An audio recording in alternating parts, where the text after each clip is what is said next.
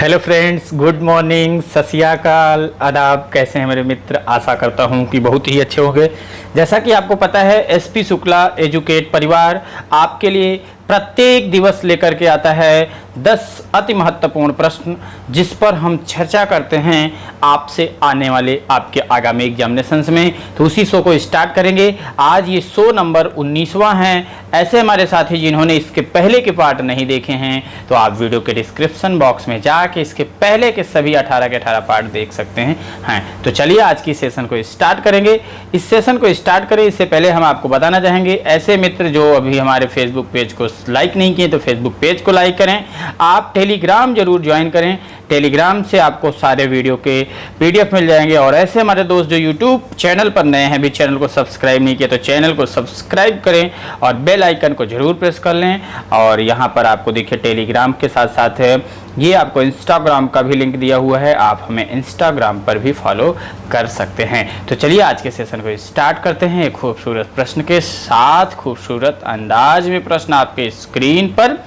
सौर विकिरण निम्न तरंग दैर्ध्य परास में से किस परास में दिखाई देता है? किसकी बात किया जा रहा है यहाँ पर? सौर विकिरण की बात हो रही है। मित्र, सौर विकिरण होता क्या है, पहले इस पे अगर थोड़ा सा बात करें। कह रहा है कि किस परास में दिखाई देती है।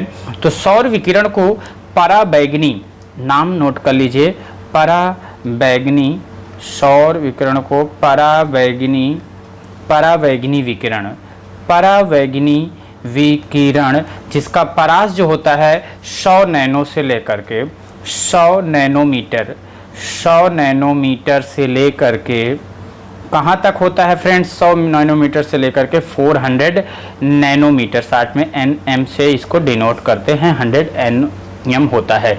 दृश्य प्रकाश, अब देखिए क्वेश्चन आपसे जो पूछ रहा है उसी पर अगर हम चर्चा कर लें तो इसके अनुसार आप देखेंगे कि पराबैंगनी किरणें जो होती हैं, इसका जो परास होता है 100 नैनोमीटर से लेकर के 400 नैनोमीटर। तो ये आपको जो ऑप्शन ए दिया है 100 नैनो से लेकर के 400 नैनोमीटर, ये किसका दिया हुआ है? तो ये पराबैंगनी का दिया है। किसका दिया है? पराबैंगनी। आप इसको नोट करते चलिए, पराबैंगनी विकिरण का दिया है। अच्छा, दृश्य प्रकाश जो होता है यहाँ पर देखिए 400 to 700 नैनोमीटर दिया है। तो जो दृश्य प्रकाश होता है, इसको कौन सा प्रकाश कहते हैं फ्रेंड्स? दृश्य प्रकाश।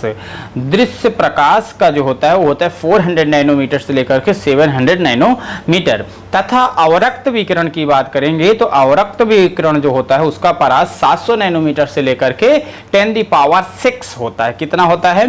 10⁶ होता है। लेकिन अब इसमें देखिए आपको यहाँ लिख सकते हैं किसका लिए आपको बता रहा हूँ, अवरक्त, अवरक्त विकिरण। वैसे होता कितना है अवरक्त विकिरण का? आप एग्जैक्ट लिख लीजिए, 740 नैनोमीटर से लेकर के 10⁶ होता है, यानी 10⁶ करना है, ये आप कर सकते हैं। तो ये किसका होता है? नैनोमीटर इतना होता है अवरक्त विकिरण का, यानी किया जा सकता है। अब आपसे क्वेश्चन कह रहा है कि सौर विकिरण की बात कर रहा है। तो सौर विकिरण 400 से लेकर के 700 नैनोमीटर तरंगदैर्ध्य परास में दिखाई देता है, यानी किस में दिखाई देता है? दृश्य प्रकाश में दिखाई देता है। यानी जो दृश्य प्रकाश होते हैं, इसी दृश्य प्रकाश को कौन सा कहा जाता है? सौर विकिरण कहा जाएगा। कौन सा विकिरण कहा जाएगा फ्रेंड्स? सौर विकिरण कहा जाता है। यानी इस क्वेश्चन का सही जवाब आपका ऑप्शन बी हुआ। कौन सा सही हुआ? Option B. कुछ और छोटे मोटे क्वेश्चंस पर अगर मैं आपसे चर्चा कर लूं तो आपसे जैसे पूछा जाता है, इस क्वेश्चंस के अलावा इस क्वेश्चन से के साथ जो एक दो प्रश्न बनते हैं उन पर मैं चर्चा कर रहा हूं आपसे, इसको नोट करिए। आपसे पूछा हुआ क्वेश्चन है प्रकाश तंतु। कौन सा तंतु? प्रकाश तंतु, जिसको कहते हैं इंग्लिश में ऑप्टिकल फाइबर्स। ऑप्टिकल फाइबर्स किस सिद्धांत पर काम करता है? डायरेक्ट क्वेश्चन पूछा हुआ है। तो ऑप्टिकल से जो होता है फाइबर यानी प्रकाश तंतु जो होता है, ये पूर्ण आंतरिक परिवर्तन पर कार्य करता है। यानी इस क्वेश्चन को भी आप एक प्रश्न नोट कर लीजिए। उसी प्रश्न के साथ एक प्रश्न ये इंपॉर्टेंट निकल रहा था, इसलिए मैंने आपके बीच में इस प्रश्न को रख दिया। आइए आगे बढ़ जाते हैं क्वेश्चन नंबर 2 पर। बहुत ही अच्छा प्रश्न है। प्रकाश की गति किस माध्यम में न्यूनतम होगी? किस में न्यूनतम होगी, किस में अधिकतम होगी? किस, अभी यही क्वेश्चन आपसे कभी कभी पूछा जाता है, प्रकाश का रंग किससे निर्धारित करते हैं? तो बहुत अच्छे प्रश्न यहाँ से बनते हैं, प्रकाश से आपका अच्छा चैप्टर है। तो देखिए मैं बताना चाहूँगा फ्रेंड्स, यहाँ पर न्यूनतम की बात कर रहा है। तो जब प्रकाश किरणें एक माध्यम से किसी दूसरे माध्यम में प्रवेश करती हैं तो वे अपने मार्ग से कुछ विचलित होती हैं। विचलित का मतलब क्या होता है? रिफ्लेक्ट करना, या फिर हम ऐसे कह सकते हैं डेविएट करना हो जाती हैं। इसे प्रकाश का अपवर्तन कहते हैं, रिफ्रैक्शन। रिफ्लेक्शन एंड रिफ्रैक्शन आपने पढ़ा होगा क्लास 12th में ना। तो लेकिन यहाँ क्या है, अपवर्तन मतलब क्या होता है? रिफ्रैक्शन। क्या होता है फ्रेंड्स? रिफ्रैक्शन होता है, यानी उसी को रिफ्रैक्शन कहते हैं। तथा उस माध्यम की प्रकाश को अपवर्तित की क्षमता, उस माध्यम का अपवर्तनांक जिसको रिफ्रैक्टिव इंडेक्स बोलते हैं। क्या बोलते हैं? रिफ्रैक्टिव इंडेक्स बोलते हैं। माध्यम का अपवर्तनांक जितना कम होता है, प्रकाश की गति उतनी ही अधिक होती है। एक पॉइंट ये नोट करिए, ये पॉइंट बहुत ही खतरनाक पॉइंट है। आपसे पूछा जा सकता है माध्यम का अपवर्तनांक। अपवर्तनांक क्या है मैंने आपको बता दिया, आप इंग्लिश में भी लिख देता हूं, नहीं तो हमारे बीच में बहुत सारे स्टूडेंट्स ऐसे हैं जैसे सुमी गुप्ता जी, इनको हिंदी में नहीं समझ में आएगा, कहीं सर ये क्या लिख दिया। तो देखो भैया सुमी जी, बिल्कुल आप देखिएगा, रिफ्रैक्टिव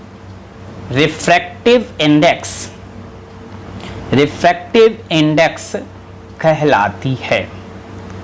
पहला पॉइंट, कहलाती है। हमने आपको क्या बताया? माध्यम का अपवर्तनांक रिफ्रैक्टिव इंडेक्स कहलाती है। माध्यम का अपवर्तनांक जितना कम होता है, प्रकाश की गति उतनी ही अधिक होती थी। ये पॉइंट ज़्यादा इंपॉर्टेंट है, ये पॉइंट नोट करिए। माध्यम का अपवर्तनांक जितना कम होता है, प्रकाश की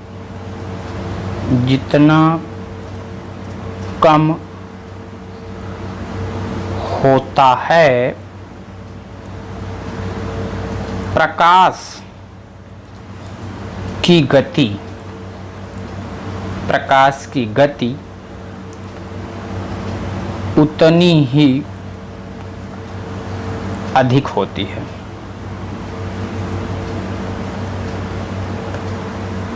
प्रकाश की गति उतनी ही अधिक होती है। अब यहाँ क्या कह रहा है? प्रकाश की गति किस माध्यम में न्यूनतम होगी? आप जरा समझिए। अब थोड़ा सा कुछ पॉइंट लिख देता हूँ, जैसे यहाँ पर देखिए, ये पॉइंट आपने नोट कर लिया होगा, आशा करता हूँ। मैं इसे हटाता हूँ, फिर आपको लिख कर दिखाता हूँ। देखिए जो पॉइंट दिए हैं उन पे अगर मैं बात करूँ, निर्वात की अगर मैं अपवर्तनांक की बात करूँ, निर्वात का जो अपवर्तनांक होता है फ्रेंड्स, कितना होता है? 1.52 होता है। ठीक है, निर्वात का नहीं, ये तो कांच का मैं बता रहा था, कांच ऊपर है ना।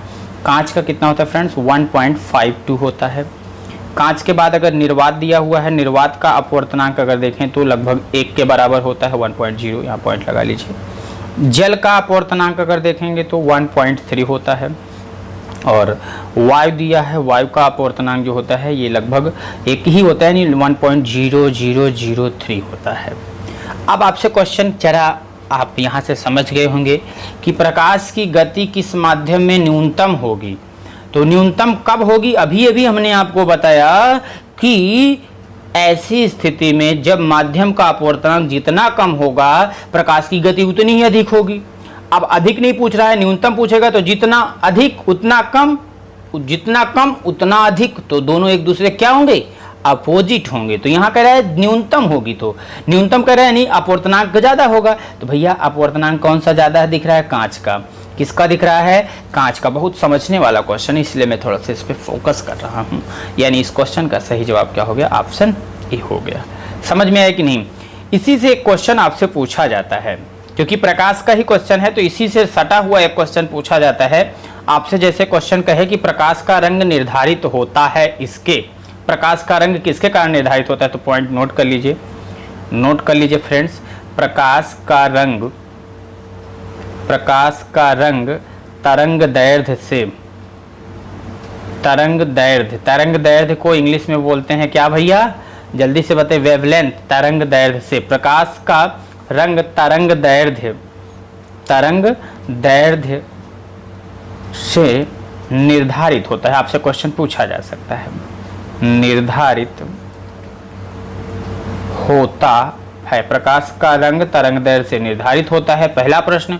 दूसरा प्रश्न आपसे ये पूछा जा सकता है, मृग मरीचिका का नाम आपने सुना होगा मेरे मित्र, मृग मरीचिका, मृग मरीचिका का कारण, मृग मरीचिका का कारण है तो प्रकाश का पूर्ण आंतरिक परावर्तन, लिख लीजिए, प्रकाश का पूर्ण आंतरिक परावर्तन क्या कहलाता है?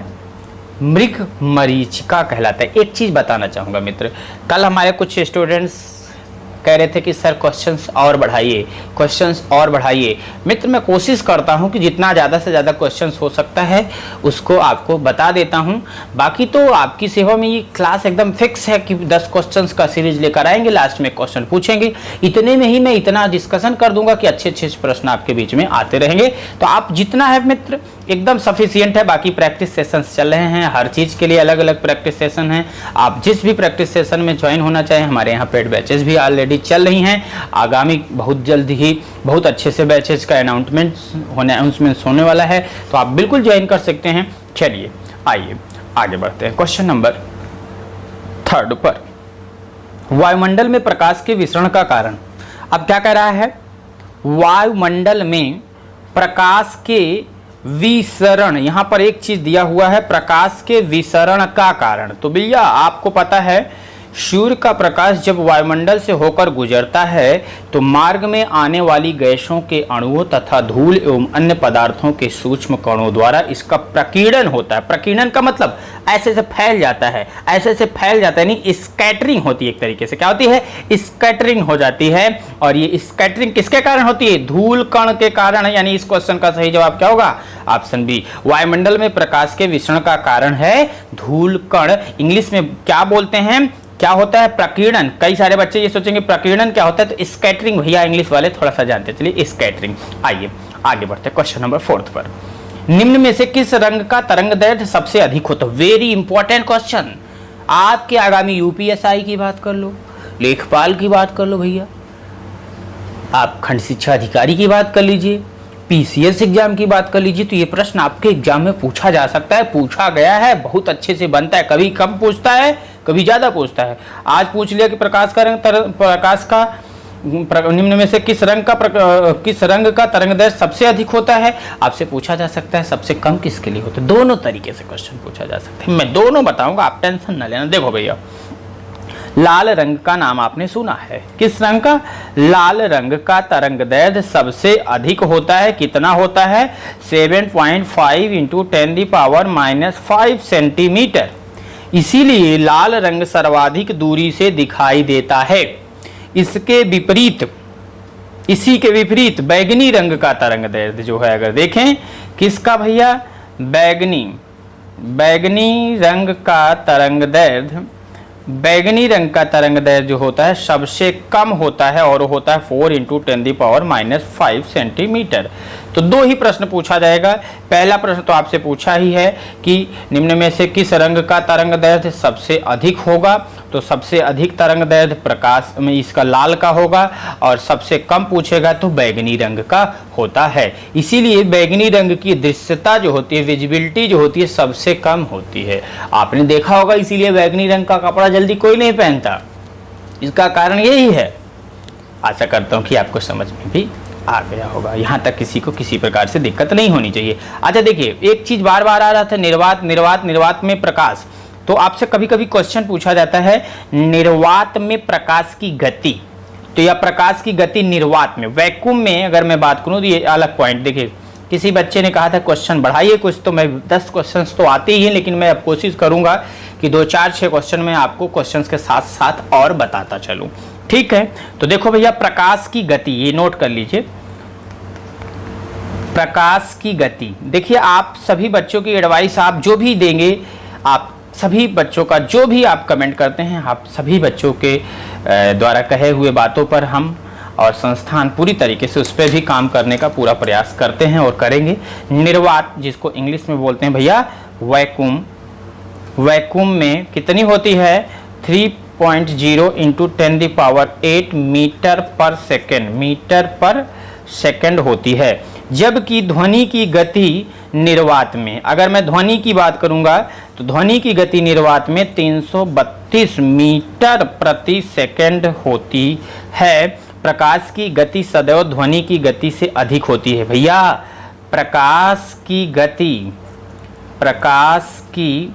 गति जो होती है सदैव ध्वनि की गति से अधिक होती है, ध्वनि की गति से अधिक होती है। कई बार डायरेक्ट यही क्वेश्चन पूछा, तो 2-3 क्वेश्चन मैंने बता दिया ना।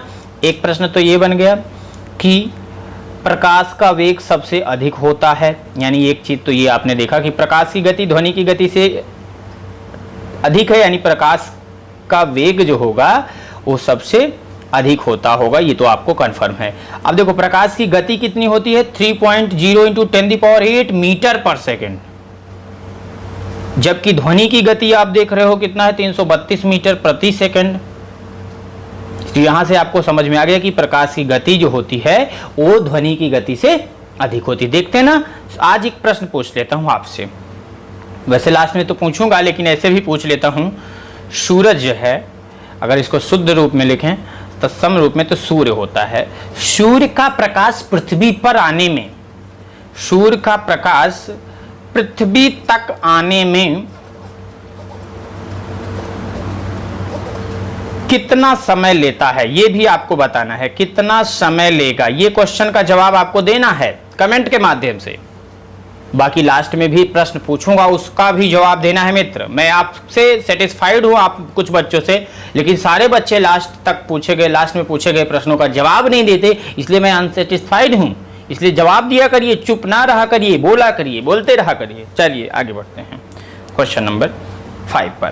क्वेश्चन नंबर 5वां, थोड़ा सा स्पीड को बढ़ाते हैं क्योंकि टाइम ज्यादा लग रहा है। एक तरासा हुआ हीरा चमकीला दिखाई देता है, कारण क्या है?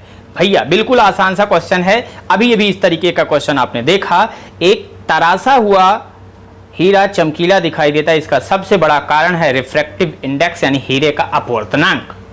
क्यों हीरे का अपवर्तनांक होता कैसा है? उच्च होता है। उच्च का मतलब अधिक होता है। तो भैया इसका सही जवाब क्या होना चाहिए? क्वेश्चन क्या है? एक तरासा हुआ हीरा चमकीला दिखाई देता है। देखिए इसमें थोड़ा सा दिया है, इसकी आणविक संरचना के कारण, प्रकाश के तापीय ऊर्जा के कारण, और उसके बाद दिया है तापीय ऊर्जा से जैव रासायनिक ऊर्जा। इसमें थोड़ा सा फ्रेंड्स जो है देखिए टाइपिंग मास्टर ने कुछ गलती कर दिया है, इसमें तो कुछ ऑप्शन में ही नहीं दिख रहा है। मैं इसको सही करने का प्रयास करूंगा। आपको जब पीडीएफ मिलेगा तो ये पीडीएफ में अच्छे से बनेगा, क्योंकि एकदम आसान सा क्वेश्चन है। एक तरासा हुआ हीरा चमकीला दिखाई देता है, तो इसका सबसे बड़ा कारण यही है पूर्ण आंतरिक परावर्तन के कारण। तो देखिए बस लिख लीजिए, इस क्वेश्चन का आंसर लिख लीजिए, पूर्ण आंतरिक लिखिए, पूर्ण आंतरिक अपवर्तन होता है, परावर्तन के कारण। ओके, देखिए समझिए थोड़ा सा। हीरे का अपवर्तनांक जो होता है, रिफ्रैक्टिव इंडेक्स जो होता है उच्च होता है। पहले तो ये आप जान जाइए क्या होता है। रिफ्रैक्टिव इंडेक्स जो होता है उच्च होता है कि जब कोई प्रकाश किरण यदि इसके अंदर से गुजरती है तो बाहर निकलने से पहले अनेक बार उसका पूर्ण आंतरिक परावर्तन हो जाता है। इसी कारण हीरा अत्यंत चमकीला भी दिखाई देता है। यहाँ तक किसी को किसी प्रकार से दिक्कत नहीं होना चाहिए। इसको ऑप्शन से थोड़ा सा, ये ऑप्शन में पता नहीं कहाँ से लिख दिया है, दूसरे प्रश्न का ऑप्शन लिख दिया गया, तो इस चीज़ को आप बना लीजिएगा मित्र, ठीक है। अब देखिए इसके साथ 1-2 प्रश्न और देख लेते हैं। एक प्रश्न जैसे आपसे पूछा जाए, पूर्ण सूर्य ग्रहण के समय सूर्य को नंगी आंखों का मतलब नेक्ड आइज से देखने पर आंखों को अत्यधिक क्षति पहुंचती है, क्योंकि उसका जो सबसे बड़ा कारण होता है अवरक्त प्रकाश के कारण। किसके कारण फ्रेंड्स?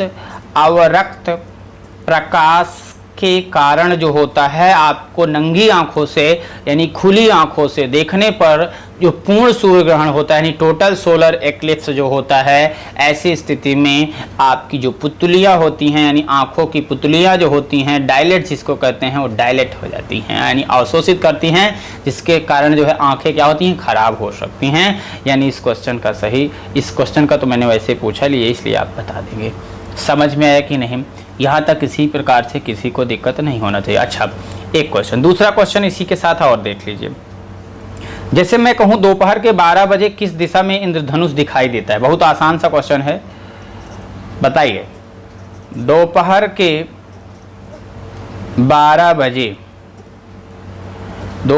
12 बजे सूर्य किस दिशा में, in which direction sun seems in mid noon. तो भैया दोपहर के 12 बजे किस दिशा में क्या दिखाई देता है? इंद्रधनुष दिखाई देता है।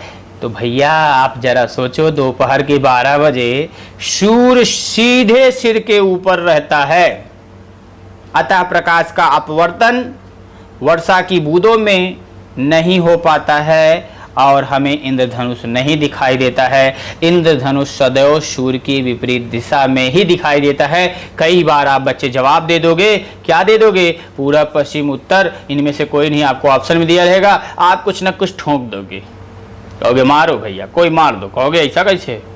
भैया जब दोपहर का 12 बजे है, सूरज आपके चंडासा पे तो वैसे चढ़ा है, दिमाग तो वैसे ही खराब है उसका, तो कहाँ से दिखाई देगा? हैं? नहीं दिखाई देगा, यानी किसी भी दिशा में दिखाई ही नहीं देगा मेरे दोस्त। समझ में आया कि नहीं? आइए आगे बढ़ते हैं क्वेश्चन नंबर 6 पर। क्या कह रहा है?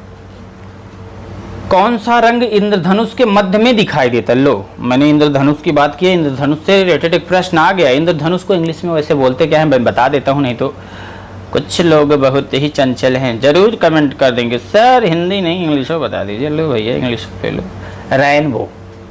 क्या बोलते हैं? रेनबो। इंद्रधनुष एक मौसमी परिघटना जिसको हम कहते हैं मेट्रोलॉजिकल निमोन है, जो वातावरण में उपस्थित जल कणों के द्वारा प्रकाश के परावर्तन, रिफ्लेक्शन, अपवर्तन, रिफ्रैक्शन तथा प्रकीर्णन, डिस्पर्सन के कारण होती है। इसमें प्रकाश अगर देखेंगे तो कई वर्णक्रमों यानी स्पेक्ट्रम में होकर विभाजित हो जाता है। आपने सुना होगा बचपन में एक कहावत, वह जानी हपी नाला।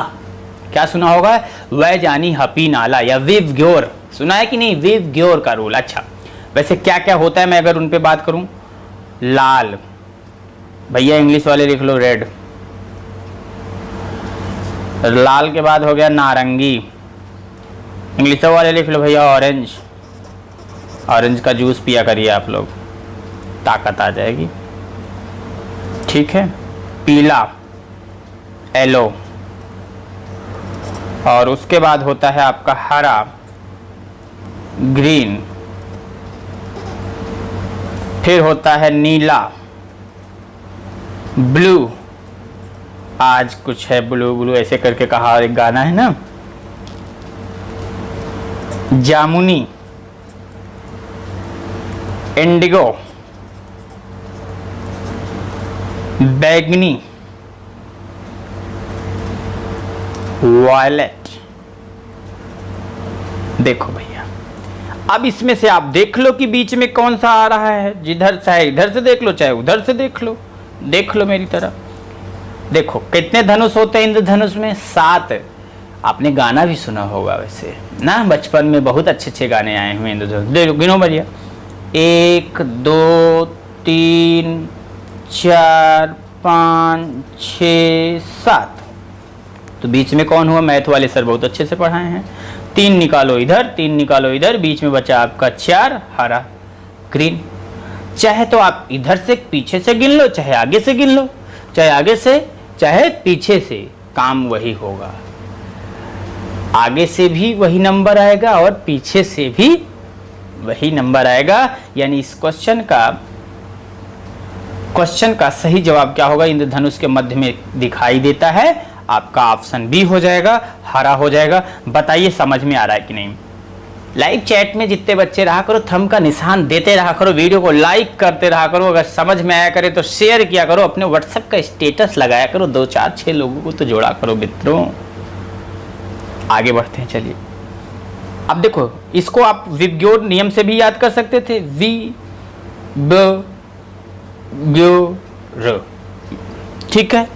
और बचपन में हिंदी वाले, अच्छा भैया कैसे याद करो, तो इंग्लिश वालों का है, हिंदी वाले देख लो भैया, नहीं तो आप कहोगे कि यार इंग्लिश के चक्कर में हिंदी छोड़ दे रहे हो। वैजानी हपी नाला, वैजानी हपी नाला, 1 2 3 4 5 6 7। देखो चौथे पे कौन है, हा से हा नहीं होगा, लेकिन यहाँ क्या होगा, हरा, क्योंकि रंग की बात हो रही है ना। आपका ऑप्शन बी हो गया मेरे मित्र। आइए आगे बढ़ता हूँ। क्वेश्चन नंबर 7, वेरी इंपॉर्टेंट, बहुत ही अच्छा प्रश्न है। लग रहा है आज सारे क्वेश्चंस प्रकाश से ही रिलेटेड रखे गए हैं क्या इस सेशन में। निकट दृष्टि दोष को ठीक किया जाता है। निकट दृष्टि दोष और दूर दृष्टि दोष से क्वेश्चन बनता है, आपके एग्जाम में पूछा जाता है। तो आइए, निकट दृष्टि दोष को वैसे इंग्लिश में बोलते हैं मायोपिया। क्या बोलते हैं, मायोपिया, या फिर इसको नियर साइटनेस ऐसे करके कुछ बोलते हैं। बहुत ज़्यादा हमें इंग्लिश नहीं आती, लेकिन थोड़ा बहुत जितना आती उतनी बता रहा हूँ। नियर साइटनेस, क्योंकि इसमें जो है क्या है, स्पेलिंग में जो है आप देखेंगे डी आपका साइलेंट होता है, लिख देता हूँ। देखो भैया, SIGHTEDNESS, नियर साइटनेस से प्रभावित व्यक्ति को निकट की वस्तुएं साफ दिखाई देती हैं, परंतु सामान्यतः 2 मीटर से अधिक की वस्तुएं धुंधली दिखाई देती हैं, क्योंकि आंख द्वारा अपवर्तित प्रकाश रेटिना के पहले ही वस्तु का प्रतिबिंब बना देता है। निकट दृष्टि दोष को दूर करने के लिए अवतल लेंस, जिसको कहते हैं कॉनकेव लेंस, क्या बोलते हैं फ्रेंड्स, कॉनकेव लेंस का प्रयोग करते हैं। यानी इस क्वेश्चन का सही जवाब क्या हो गया, ऑप्शन बी। यानी ऐसे समझ जाओ, निकट दृष्टि दोष को दूर करने के लिए अवतल लेंस का प्रयोग, दूर दृष्टि दोष को दूर करने के लिए उत्तल लेंस का प्रयोग किया जाता है। 2 प्रश्न आपका बन सकता है। निकट दृष्टि की न्यूनतम दूरी पूछ लेता है, तो आपने पढ़ा होगा 25.0 सेंटीमीटर होता है। इन सब के बारे में तो आपने पढ़ा है। अच्छा चलिए आगे बढ़ जाते हैं नेक्स्ट क्वेश्चन पर। क्वेश्चन नंबर 8, कार में पीछे के यातायात को देखने के लिए किस प्रकार के दर्पण का प्रयोग किया जाता है। बिल्कुल आसान सा क्वेश्चन है, उत्तल दर्पण। किस दर्पण का, उत्तल दर्पण, जिसको क्या बोलते हैं इंग्लिश में, कॉन्वेक्स मिरर। कॉन्वेक्स मिरर की बात हो रही है। कॉन्वेक्स मिरर का दृष्टि क्षेत्र जो होता है, यानी फील्ड ऑफ व्यू जो होता है, वो अधिक होता है। ये ज्यादा तक दूर तक चीजों को देखता है, लिलोर कर देखता है। इसीलिए छोटे दर्पण में अधिक दूर तक का प्रतिबिंब दिखाई देता है। यही कारण है कि वाहनों के पीछे के यातायात को देखने वाले दर्पण, जिसको रियर व्यू मिरर कहते हैं, क्या कहते हैं, रियर व्यू मिरर कहते हैं, के रूप में उत्तल दर्पण का प्रयोग किया जाता है। तो मेरे दोस्त, इस क्वेश्चन का सही जवाब आपका ऑप्शन सी हो गया, उत्तल दर्पण। आशा करता हूं कि आपने समझ लिया होगा। आइए आगे बढ़ते हैं हम। क्वेश्चन नंबर 9 एक नए अंदाज में आपकी स्क्रीन पर आ चुका है। क्या कह रहा है क्वेश्चन, दूर दृष्टि दोष वाले व्यक्ति के संबंध में निम्नलिखित कथनों में से कौन सा एक कथन सही नहीं है। यानी 3 तो सही है, लेकिन एक सही नहीं है। आओ जरा उस पर गौर करते हैं। व्यक्ति दूर की वस्तुओं को स्पष्टता देख सकता है। मित्र जान जाइए, अगर निकट दृष्टि दोष है तो निकट की वस्तु साफ दिखेगी, दूर की नहीं। दूर दृष्टि दोष है तो उसको दूर की वस्तु तो दिखाई देगी, निकट की नहीं। तो बिल्कुल ये आपका ऑप्शन क्या है, सही। लेंस का आभ्यंतर अधिक होता है। क्या अधिक होता है, आभ्यंतर अधिक होता है। आभ्यंतर का मतलब जो होता है, अंदर वाला पार्ट जो होता है अधिक होता है। इसलिए अधिक होता है कि चीजों को क्या करे, बहुत अच्छे से देखे, स्पष्ट दिखाई दे, क्लियर दिखाई दे, इसलिए। तो ये भी सही है, बी भी सही है। ऑप्शन सी देखिए, निकट से पिंडों का प्रतिबिंब रेटिना के पीछे फोकस होता है। बिल्कुल आंख द्वारा अपवर्तित प्रकाश रेटिना के पीछे वस्तु का प्रतिबिंब बनाता है। बिल्कुल 100% ये सही है। तो ये भी सही है।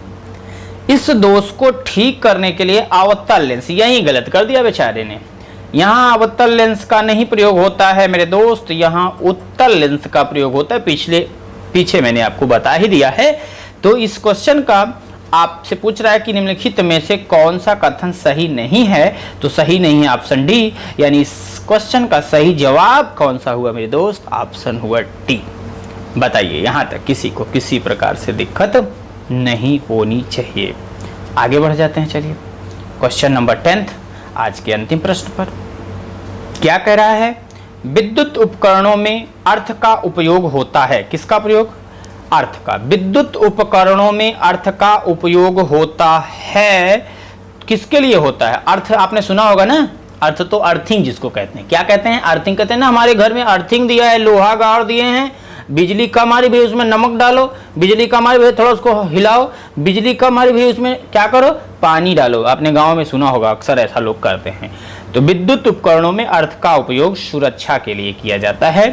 अर्थ का कनेक्शन करने से विद्युत उपकरण जीवित परिपथ जिसको कहते हैं लाइफ सर्किट से संबद्ध होने से पहले पृथ्वी से जुड़ती है, जिससे अतिरिक्त वोल्टेज का नियंत्रण हो सके तथा उपकरण जलने से बच जाए। उससे आग भी नहीं लगता। उससे क्या होती है?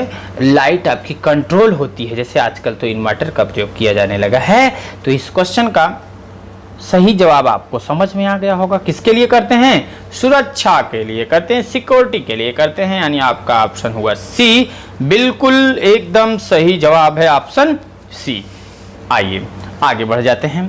क्वेश्चन नंबर नेक्स्ट क्वेश्चन जो कि आपसे पता है मित्र, आपसे आपकी सेवा में प्रत्येक दिवस एक प्रश्न पूछा जाता है, जिसका जवाब आपको कमेंट के माध्यम से देना होता है, जिसका जवाब हम आपको नेक्स्ट पार्ट में देते हैं। क्वेश्चन क्या कह रहा है उस पर गौर करते हैं। एक सुरंग में 100 वाट, मेरे कई सारे स्टूडेंट्स ने जवाब दिया था, बहुत अच्छा लगा कि इतने बड़े क्वेश्चंस को कुछ बच्चों ने तो बहुत अच्छे से सॉल्व करके बाई स्टेप जो है लिख के भेजा था। बहुत बहुत बधाई हो ऐसे स्टूडेंट्स को जो इतनी मेहनत कर रहे हैं। जरूर एक दिन उनको कामयाबी मिलेगी, उनको नौकरी मिलेगी, वो अधिकारी बनेंगे जरूर से जरूर। आइए क्वेश्चन पर मैं गौर करता हूँ। एक सुरंग में 100 वाट क्षमता वाले 5 बल्ब लगातार 20 घंटे तक जलाए जाते हैं। संपूर्ण विद्युत खर्च होगी, यानी यहाँ क्या पूछा जा रहा है? विद्युत खर्च की बात पूछ रहा है। भैया एक बल्ब के जलने पर हुई कुल विद्युत खपत बराबर क्या होता है? आज जान जाओ। आज के बाद आपका मकान मालिक अगर आपको कहे इतनी यूनिट हुआ तो आप पूछना कैसे इतनी यूनिट हो गया। झूठ बोल सकता है, इसलिए आज से सीख जाओ। ठीक है, तो देखिए ये क्या होता है? किलोवाट घंटा, यानी एक बल्ब के जलने पर हुई कुल विद्युत खपत बराबर किलोवाट घंटा होता है। अच्छा, किलोवाट घंटा बराबर अगर फॉर्मूले की बात करूं तो क्या होता है? अगर इसको चेंज करेंगे तो हो जाएगा वाट गुणे घंटा, वाट गुणे घंटा बटे 1000। क्या होगा फ्रेंड्स? 1000। अब देखो क्वेश्चन पे गौर करिए जरा आप। क्वेश्चन आपका कह क्या रहा है? 100 वाट। लिखो भैया 100 वाट। कई घंटा लगातार? 20 घंटे बटे 1000। काट दीजिए, 1 0 से ये कटा, 1 0 से ये कटा, 1 0 से ये कटा, कट गया। अरे कट के बचा कितना? 2 यूनिट। मैं यूनिट निकालना सिखा रहा हूँ, कहीं बिजली आप जितनी बिजली रहेगी उसके हिसाब से होगा। कितना यूनिट हुआ? 2 यूनिट। ये किसकी बात कर रहा हूं मैं? एक बल्ब की। एक बल्ब की, एक बल्ब जो है 2 यूनिट बिजली खपत करेगा, तो भैया बल्ब कितने लगे हैं उस पर भी गौर करते हैं। 5 बल्ब जलाए जाते हैं लगातार, तो भैया 5 बल्ब यानी 5 बल्बों के लिए कितना हो जाएगा? 5 बल्बों के लिए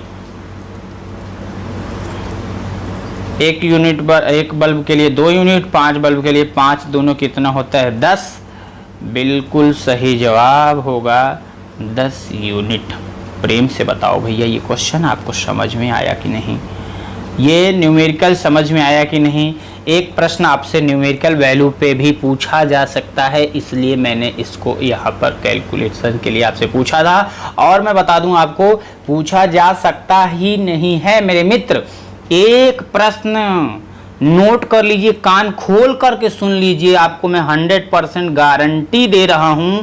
एक प्रश्न आपका फिजिक्स के अंतर्गत कैलकुलेशन से रिलेटेड लगभग मैं पिछले 2-3 साल 2-3 ईयर के, अगर मैं प्रीवियस ईयर के क्वेश्चंस पेपर की चर्चा करूं, चाहे पीसीएस का हो, चाहे आपका आईएएस का हो, या फिर और भी जैसे वैकेंसीज हैं उनकी बात करूं, तो वहां पूछा जा रहा है, पूछा जा सकता है। इसलिए आपको पढ़ना चाहिए, आपको आना चाहिए। तो बिल्कुल 10 यूनिट यानी इस क्वेश्चन का सही जवाब क्या हो गया? ऑप्शन सी हो गया इसका आंसर। ओके, चलिए आज के प्रश्न पर चलते हैं, जिसका जवाब आपको देना है कमेंट के माध्यम से, जिसका सलूशन देंगे हम आपको अगले पार्ट में। क्वेश्चन क्या कह रहा है? डायनेमो एक युक्ति है जो परिवर्तित करती है। किस चीज को परिवर्तित करती है? रासायनिक ऊर्जा को विद्युत ऊर्जा में, विद्युत ऊर्जा को यांत्रिक ऊर्जा में, यांत्रिक ऊर्जा को विद्युत ऊर्जा में, विद्युत ऊर्जा को रासायनिक ऊर्जा में। इस क्वेश्चन का जवाब मेरे डियर आपको देना है कमेंट के माध्यम से। आशा करता हूं कि आज के वीडियो का आपने बहुत अच्छे से अंजाम दिया होगा, पूरा वीडियो वॉच किया होगा। आपसे प्रतिक्रिया भी चाहूँगा, यदि आपको समझ में आ रहा है, लग रहा है कि बहुत अच्छी क्लास चल रही है, अपना एक परीक्षण करके आप बताइएगा क्या यूट्यूब की दुनिया में ये क्लास मेरा लाने का जो मकसद है, इसमें मैं सफल होऊंगा या नहीं, इससे आपको बेनिफिट मिलेगा या नहीं, ये क्लास अच्छी है या नहीं, क्या कोई इससे ले सकता है टक्कर। एकदम इसका एक ही श्रेय है, आपकी सफलता। आपको सफल बनाना मित्र, जरा एक छोटा सा ऑब्जर्वेशन मैं आपको बताता हूं। नॉर्मल आप जो एग्जाम देते हैं, वनडे एग्जाम की अगर बात करूं तो वनडे एग्जामिनेशन में 2 to 3 प्रश्न, 2 to 3 क्वेश्चन, यानी 2 से 3 क्वेश्चन। कितने क्वेश्चन? 2 से लेकर के 3 क्वेश्चन आपके पूछे जाते हैं करंट अफेयर से। कितने क्वेश्चन? 2 से 3 क्वेश्चन करंट अफेयर से पूछे जाते हैं, और 80% क्वेश्चंस जो होता है वो जीएस का होता है, जीके जीएस का होता है। आप जरा ये बताओ, रेगुलर वे में आप करंट अफेयर तो पढ़ लेते हैं, 2 से 3 प्रश्नों के लिए इतनी तैयारी करते हो, सुबह उठते हो, आंख फोड़ते हो, पढ़ते हो, लेकिन फिर भी जब एग्जाम देते हो तो वो भी नहीं सही कर पाते हो। अगर सही होता तो तुक्का से सही होता है। और यहाँ 80% के लिए आप उतनी मेहनत नहीं करते हो जितनी आपको रियल मायने में करनी चाहिए। उसके लिए हमने बहुत कुछ सोचा, हमने खुद अपना ऑब्जर्वेशन किया कि हाँ, अगर मैं भी एक कंपटीटर हूँ, मुझे भी अगर पीसीएस का एग्जाम देना है, मुझे भी आईएएस का एग्जाम देना है, तो मैं अगर इस सीरीज को स्टार्ट करूंगा, आने वाले 1 से 2 महीने 3 महीने बाद जितना ये सीरीज बनता जाएगा, जितने क्वेश्चंस कलेक्शन होते जाएंगे, ये क्वेश्चंस के कलेक्शन आप बाद में भी देख लोगे। करंट अफेयर मान लीजिए आज मैं पढ़ा देता, दूसरे दिन आप नहीं देखते, मान लीजिए उसको 2 महीने 3 महीने आप देख लेते, फिर उसके बाद आपको नहीं देखना पड़ता। लेकिन ये ऐसा शो है, ये ऐसा शो है कि हर दिन एक अनोखी पहचान के साथ आपके लिए आने वाले एग्जाम के लिए रामबाण साबित होगा। आप देखना मेरे दोस्त, आपको 100% सफलता मिलेगी मिलेगी मिलेगी। इन्हीं सब शुभकामनाओं के साथ आज की क्लास को करता हूं मैं बंद, आपसे लेता हूं विदा। जय हिंद, जय Bharat. Thanks for watching, all the best, take care.